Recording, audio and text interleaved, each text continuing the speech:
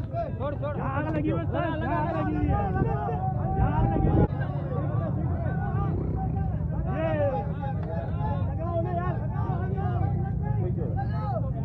ये हमारे को रोजगार दिया शहबाज शरीफ ने, ये रोजगार दिया हमारा 235 रुपए में।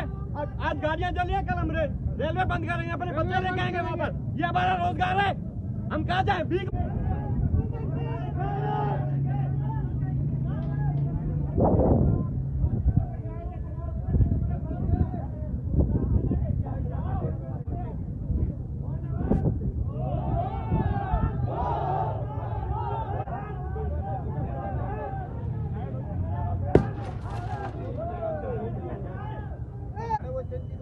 रोजी है बच्चों की, जो हमारे रोड पे लेके आए हमें।